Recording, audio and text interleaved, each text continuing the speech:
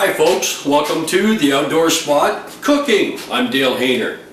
What I want to show you today is an old favorite that my father made not only for us as a family but also in all the hunt camps that we did. It's macaroni and cheese, but you gotta watch this, okay?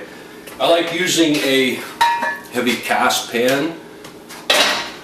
A lot of times when we went into hunt camps, we would just use a regular roast pan. It's lighter to take in. Anyway, I'm at home, so I'm going to use this heavy baked enamel cast pan. It just holds the heat a lot longer. First thing I do is take any kind of spray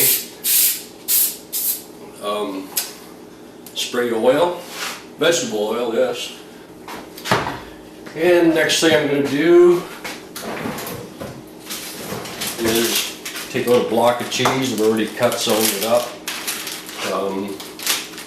This is old cheddar. Dad always liked using medium cheddar, but that's to taste. It's got to be cheddar. First thing I'm going to do is do the lazy man's way of shredding cheese with the food processor. Yeah. Okay.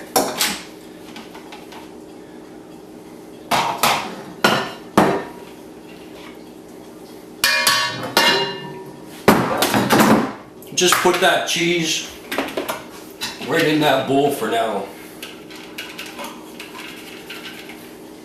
Right in that roast pan for now. Some for myself. Next thing you'll want to do is boil up a large saucepan of water. And I always add a little salt in my water. And a trick, just a little touch of butter. That'll stop everything from boiling over. When I put the macaroni in and it starts boiling, it won't boil over because of the butter melted on the surface. And the next thing I want to do is open up a can of stewed tomatoes. These are diced and they also have herbs and garlic in it. It doesn't really matter. You can just use plain ones or spiced one, but if you use spiced ones, you don't have to really add anything to the recipe as you're cooking.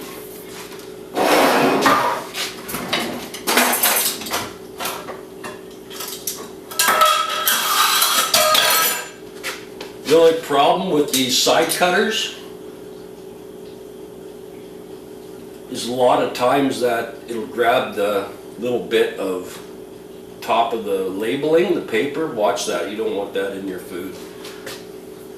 I mean, I don't mind, but the guests.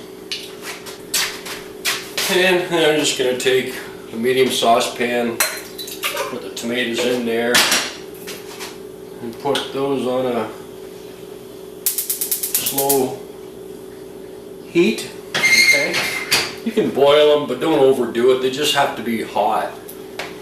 When Father made it in his recipe, he never heated up the tomatoes. He just put it in the casserole dish as he went along. It reduces cooking time if you warm up the tomatoes or heat them up. The last ingredient of this casserole is going to be bacon. You can use any kind of bacon you want, it doesn't matter. We have to keep our cardio health up. Father used to put bacon on top of the casserole and then also add a big pat of butter. Whew, but he dropped dead at 63, so I go easy on the butter, I'm going to live longer. But we got to use bacon. Just slice it in half. Okay. And just take off a few slices, single slices, half full slices. You hear that fan? There, that's better. Okay, we're gonna eventually just lay that right on top when everything else is ready to go. Back in the day, Father would use 2 cups of macaroni. I'm going to use 3 because we like leftovers. Maybe even 4. Here, how about 4? The water's boiling good. Need a little mixing outfit here. When you put your macaroni in, stir it right away so that it doesn't stick together. And you can put a lid on it. Turn the heat down. While this is getting getting warmed up, we get our oven ready. Set her at 350 degrees Fahrenheit. Yeah, who put all this crap in here? Women. Okay, the macaroni's done. You don't want to overcook it because then it'll go mushy in the casserole.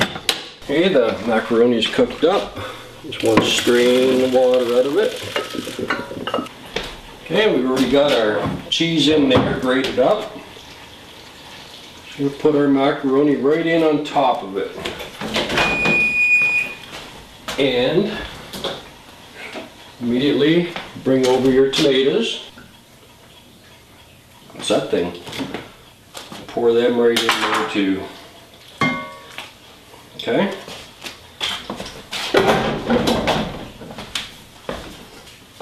Then you're going to fold this all in together. Get your cheese up top. Mix it in fairly evenly. You don't want to over stir it or your cheese is going to all end up sticking together as it melts. Okay. Yeah. Then just take those slices of bacon that we prepared earlier and lay a few on top. Trust me, this will be the first thing that the people go for when they're eating it. So if you have 5 guys in hunt camp, make sure you have at least 5 slices of bacon, or 10. Keep it even. Yeah, the oven temperature's reached 350 degrees, so we're ready to put it in. Yes, it's 418. It's just about ready for supper. And this is just some Montreal spicing. Throw a little on top. Don't overdo it. You'll kill the taste of everything. On the lid. Cover it. Slide her back in there. And set your timer for 45 minutes. This is one of those dishes that everybody enjoys. They might not like the looks of it when they first see it, and everybody that I fed it to when I used to organize hunt camps in the remote areas of Ontario, they all enjoyed it. Actually, talking to the guys nowadays, a lot of them still ask me for the recipe, or they say they really miss this meal. Even the grandkids like this when they come over. Most of the family eats it. They enjoy this. This was a household staple food when I was growing up. Tell the grandbrats that it's pizza, just in a different form. It's Greek pizza. They'll eat anything if you call it pizza, right? Okay, we're about half hour into the cooking process. We want to check it, make sure everything's going okay in the oven.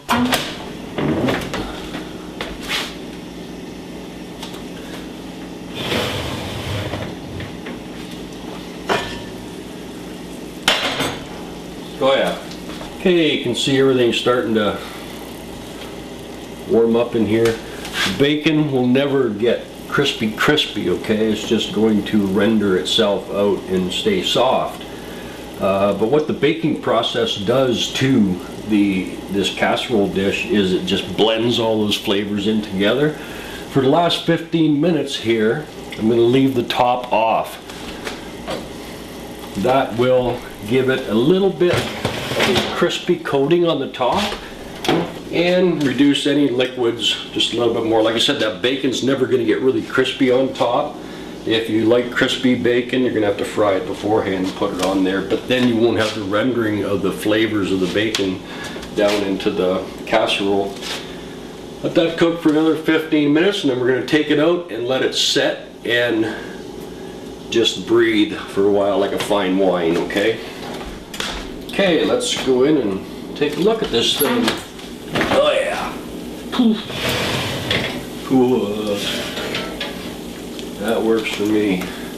Ah, look at that there. Everything's nicely blended together. The bacon on top it's hard, but it's still chewy, which is fine. You're going to want to let that sit for about 10 minutes now and just settle down and kind of compact back. It'll be kind of mushy if you serve it out when it's extremely hot. Put this up here.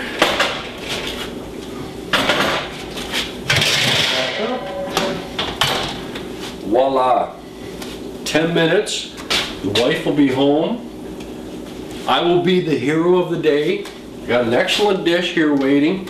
I didn't get up till noon. I watched the soap operas this afternoon, but she's coming home to supper, and that's all that matters. And it's good. And if you have company over, like my father used to say to the boys in hunt camp, if you don't like it, you can go fuck.